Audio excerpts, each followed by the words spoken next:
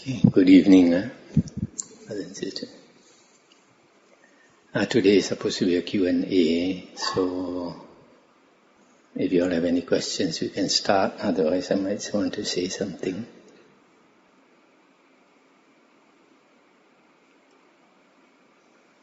Tonight I came here because of the Achincha Remembrance Day. I didn't attend today, but I'll attend tomorrow morning, and only half a day. Do we have a Buddha Remembrance Day or not? Yeah.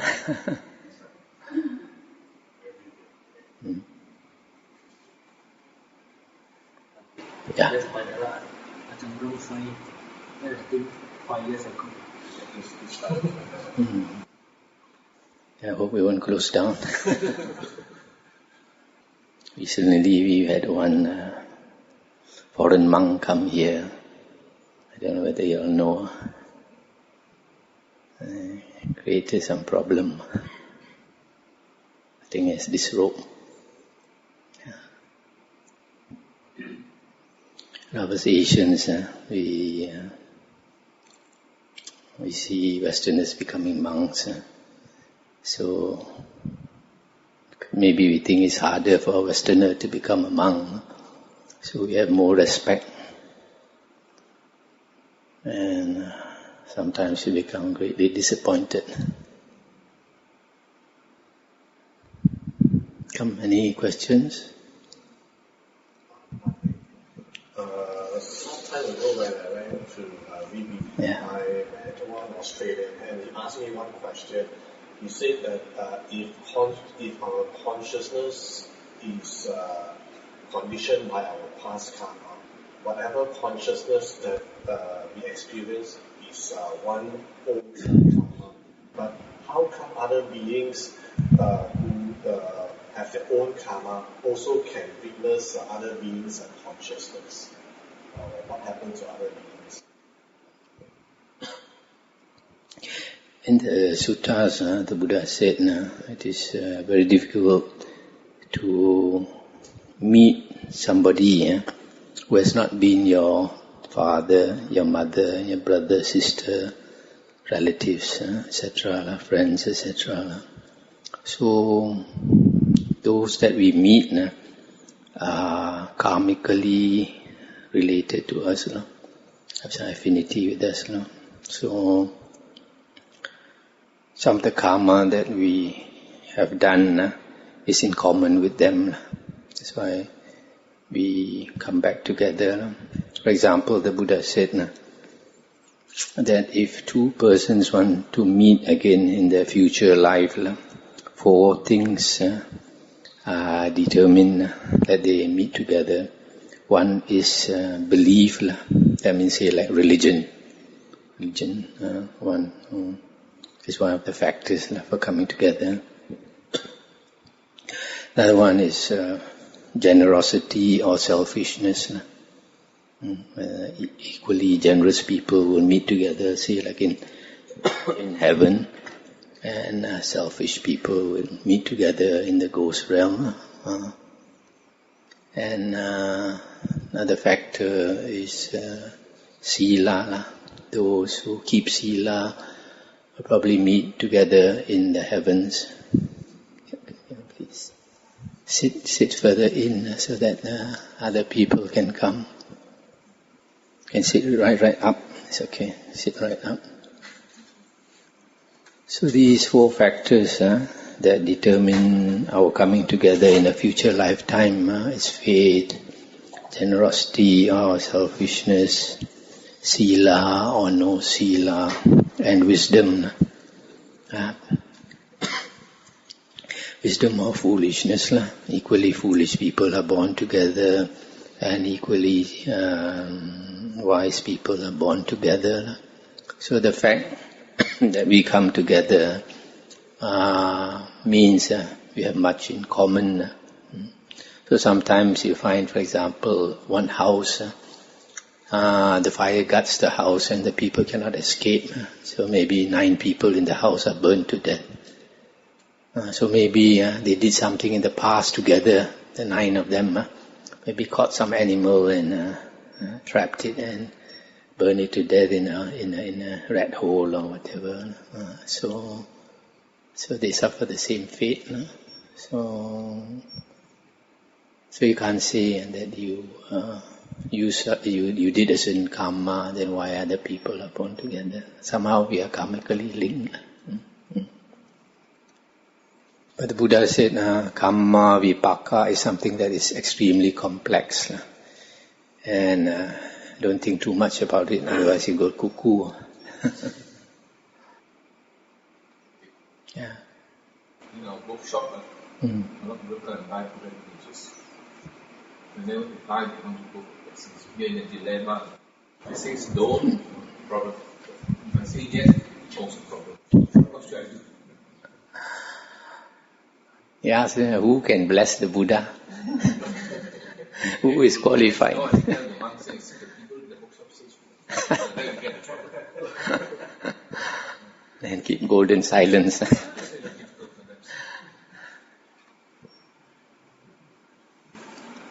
Can I ask you about, I think one of your talks, I can't remember which one, because I've heard so many. Bhante said something about, it's about practice, it's a question of practice. And Bhante said that there are some books, even I've read it myself, many books by Joseph Goldstein, IMS, all this, who says that you can exercise mindfulness in just washing dishes, in everyday life, and we hear that again and again. And Bhante in the talk said, no, that is not mindfulness. And could Bhante just enlighten us on that? Okay. Thank you. This word mindfulness is generally used for the word sati. Sati. But the word sati is not really mindfulness. The actual word for mindfulness in the Pali Suttas is sampajanya. Sampajanya. For example, in the monk's precepts, if a monk lies deliberately in full awareness, that term sampajano is used. In full awareness, knowingly. Sati comes from the word smrti, which means to remember. And there are 9 suttas which have the same definition of sati. In the suttas it is said, a person who has sati remembers what was said and done a long time ago. So it is the quality of remembering. And why is it has the word sati to do with remembering? Because this sati is the 7th factor of the Noble Eightfold Path. And when you practice samasati, you're supposed to remember to be mindful of 4 things.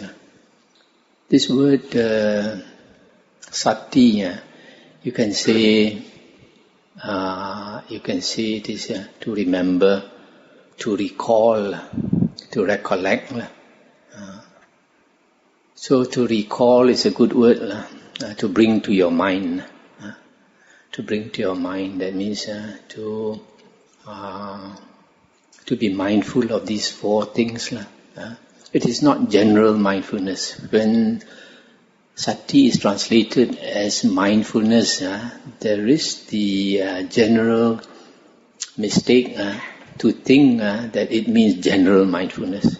That means when I brush my teeth, I'm mindful of it. When I'm eating, I'm mindful of the taste. When I'm walking, when I'm watching TV, I'm mindful of watching TV. But watching TV has nothing to do with the Buddha's teachings, because it does not help you to get out of samsara. If you're walking around with your 6 senses open, and then you're seeing this, and you're hearing that, and you're smelling this, and you're tasting something in your mouth, and you're something is, you have this tactile sensation and all these things. And all these things make you mindful of the world around you. But that does not lead you to liberation. Okay? So the Buddha says that is Mara's playground. If you put your attention on sights, sounds, smells, tastes, etc., you will be trapped by Mara. Mara is putting the bait for you. Beautiful sights to attract you. Beautiful sounds to take your attention away, etc. So the Buddha says that is not your ancestral home. That is not your original home. Like Ajahn Chah says, go back to your original home. So to go back to the original home, the Buddha says to put your attention only on 4 things. The 4 objects of sati. What we Chinese we translate as Sun Yen Chu. Yeah? So it is a specific mindfulness. It is not general mindfulness. A very specific, only on 4 things. So a better word for sati is either recalling or recollection of these 4 objects and not any other thing. Now when we look into the suttas, the word sampajanya is also a practice. The Buddha says that in charana, the practice or conduct of a monk, there are 12 things, or 10 or 12 things. And one of them is sati sampajanya.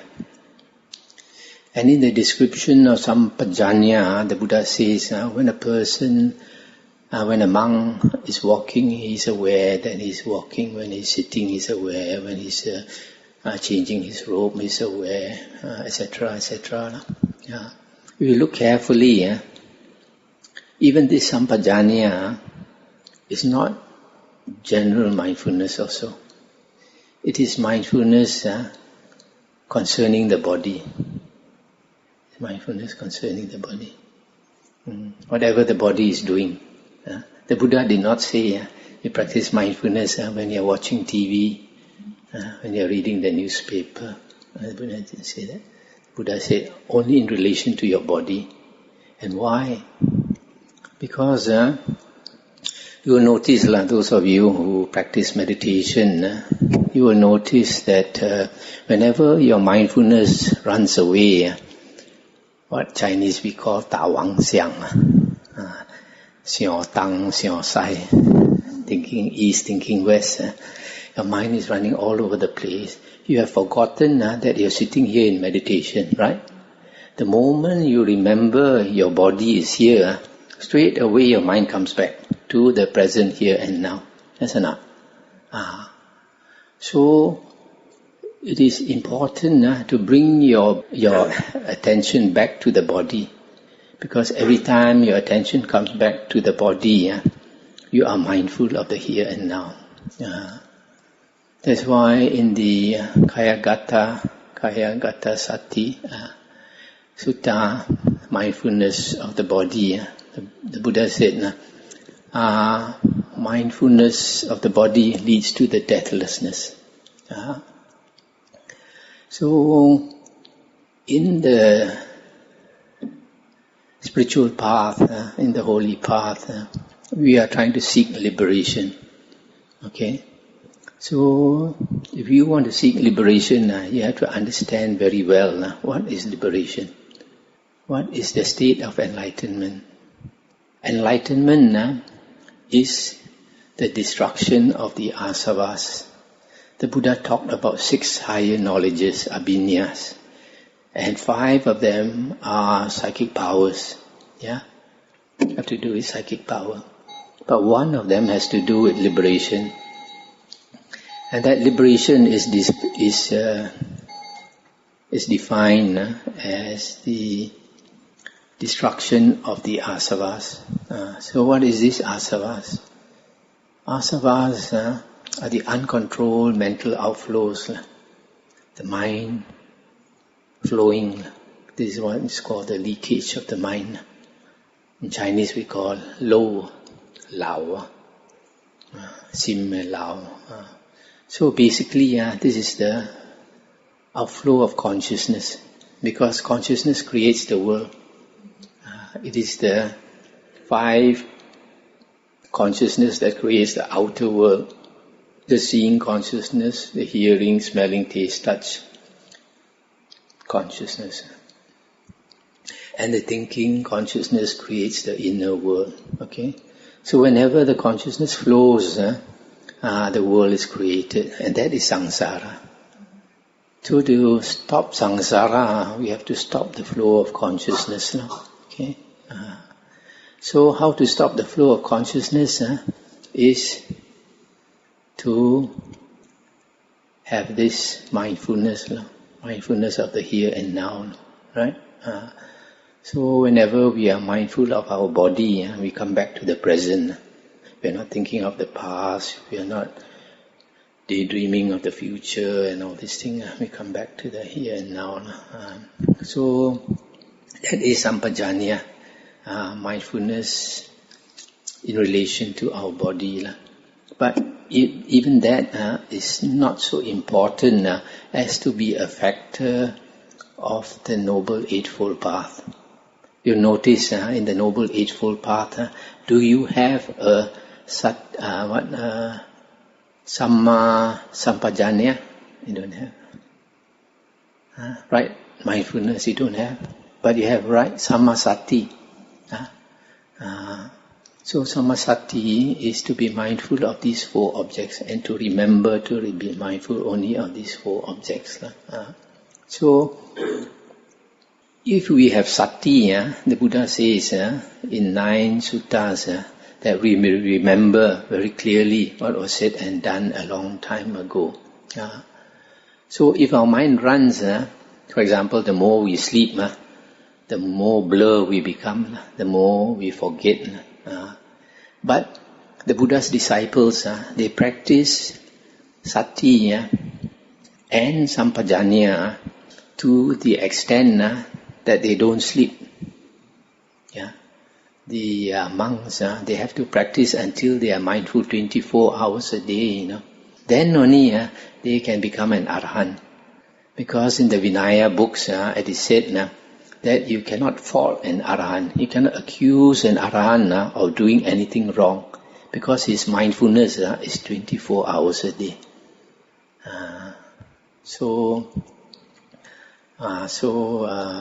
That mindfulness has to be cultivated to that extent. So this that is sati. And if you practice this samasati, you are practicing vipassana. Now what is samatha? Samatha is the 8th factor. Samatha is the 8th factor, right? Concentration. Now how the Buddha, in the Majjhima Nikaya, the Buddha says that the Noble Eightfold Path is practiced one by one, starting with right view. Right view will lead you to the 2nd factor. Right thoughts will lead you to the 3rd factor, which will lead you to the 4th factor. So the 7th factor should lead you to the 8th factor. In other words, if you practice vipassana correctly, you should end up with samasati. That is why in the Satipatthana Sangyutta of the Sangyutta Nikaya, there's one sutta where the Buddha says that if a monk practices Satipatthana skillfully, he will end up with samadhi. But another monk who does not practice Satipatthana skillfully or correctly, he will not attain samadhi or jhana. So the jump from samasati, the 7th factor, to the 8th factor, samasamadhi, the link is actually satipatthana. Satipatthana is an intense state of sati. Intense state of sati, where the sati, not for a moment, is lost. Practice until it's mindful all the time, and also on one object. If you practice Satipatthana, it's on one object. There's a difference with practicing Sati. Practicing Samasati, you can contemplate any of the 4 objects, and you can change the objects. And you can do that whether you're sitting, or you're walking, or you're standing, or you're lying down. But when you are sitting with your eyes closed, that is the only time you can practice the 8 factor, samatha. So that's a difference between the Buddha's mindfulness and recollection. And you notice that the Buddha's mindfulness is not general mindfulness. There's a refrain as well in the Satipatthana writing. Something about we have to see it without like and dislike, because then we get engaged. I have a question because I don't know whether I'm deluding myself. I like to think that the Tai Chi that I'm doing teaches me awareness, because it's that level of mindfulness that will increase in practice. And it's very hard to say, I want to be more mindful, but you need a means to develop that mindfulness. And I find like the Tai Chi helps me develop that. But because of the like Bhante and the refrain in the Satipatthana, I'm just wondering if I'm deluding myself that maybe this is not consistent with practice. What does Bhante think? I think if you practice being mindful of anything and it's of benefit to you, it's okay. I thought it's the body, it develops that awareness of what the knee is doing, that a level of heightened awareness, I thought can't be a bad thing. But a friend of mine, Bhante, who is not Buddhist, he said that you better be careful, Jin, he said, of the energy system that you're opening yourself to. And I'm like, hey, Buddha's elephant footprint, everything can fit inside, he said, but he's not a Buddhist. And he just frightened me a little because he said, when you do Tai Chi, it's opening up to another energy field, which I may not know where I'm tapping into, and I may have been blown off course and not know, you see. So I don't know what Bhante's view is. But he's not specific enough. It's just like some people say, don't meditate because you can chao hoi jip more. So it's not... no, it's not that. I felt guilty because I enjoy it so much. I'm not allowed to enjoy, right? Not really. The Buddha... the like, then the craving is in there, you see. The Buddha didn't say that like itself is bad. The Buddha said there are 2 types of enjoyment. Worldly enjoyment, if it leads to suffering, then don't indulge in it. But if it does not lead to suffering, it's okay, like meditation, the bliss of meditation. So, firstly, everybody needs a bit of exercise. So if you take it from that point of view, I need some exercise, it's okay. But I didn't tell Bhante the full story. Colin says I should give it up. Because in the Tai Chi, there is not just Tai Chi, there is weapons, Bhante. And when Tian is in my hand, it's like a past life thing, Bhante, I can fly with the Tian. And then I went into Guan Dao, which is Guan Gong's weapon. And I'm learning that. And I enjoy it very much, Bhante. But they're big weapons. So Colin says, because you enjoy it so much, you better be careful. So I'm asking Bhante, do I have to give it up? If Bhante says give up, I have to give up. I think Colin is frightened by your moves. One day you might get violent in the kitchen. So I can continue, Bhante? You make the decision.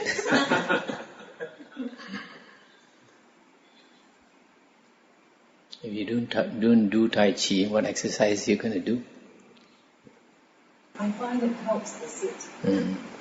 But don't bring those weapons back home.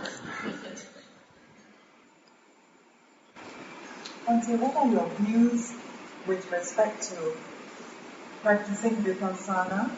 Like, there is vipassana, as Bhante said, as the seventh factor of the Noble Eightfold Path, and we should do that every day, because when you're not sitting, it's like still trying to remember the recollections as best we can. It will not be perfect mindfulness, it will be like snatchy, patchy mindfulness, but slowly, hopefully, we can be more joined up. Then there is a controversy about whether you have to, not that I'm anywhere near that, Bhante, I just don't even know why I'm asking. They said like you have to come out of jhana to do the vipassana, or you have to be in jhana to vipassana. So I'm not quite sure I understand that at all. Because the Yuganada, was it the Yuganada Sutta that says you need both? It's like right foot and left foot, you need to develop both. So the mindfulness will help the concentration, and the concentration, the mindfulness. But when you go into jhana, and you don't want to end up like alaraka, and all the others, you have to do vipassana. But when do you do that, Bhante? It's like controversy in Theravada, right? You must remember the vipassana meditation that is taught nowadays did not exist during the Buddha's time, like Mahasi method, Goenka method and all that. So, of the four objects of vipassana, namely the body, feelings, mind and Dhamma, you find the last one is the most important. Because the Buddha said, there are 5 occasions when a person becomes enlightened, only 5 occasions. One when he's listening to the Dhamma, when he's teaching the Dhamma, when he's repeating the Dhamma, when he's reflecting on the Dhamma, and the last one only during meditation. So the knowledge of the Dhamma or the suttas is extremely important. That's why the Buddha's disciples are all called savakas, listeners or hearers. If you don't listen to the Buddha's words, you are not the Buddha's follower, you're not the Buddha's disciple. And during the Buddha's time, because they had no books, the monks and nuns and the lay followers had to memorize the suttas, repeat the suttas. So when you memorize and repeat the suttas in the local language, then it sticks in the mind. Not like nowadays we read, and many of us read too much. And you read too much, it doesn't stick in the mind. So the knowledge of the suttas is crucial, not only to enlightenment, even for the different stages of path and fruition. Also, because if there is no Dhamma in the world, you cannot find Arya. Arya, because all Aryas, the basic requirement for an Arya is what? Right view. All Aryans have right view. If you look at the Majjhima Nikaya, there are 2 conditions for you to attain right view. One is the voice of another, teaching you the Dhamma. The second is Yoniso Manasikara, which can be simply translated as proper attention or thorough attention.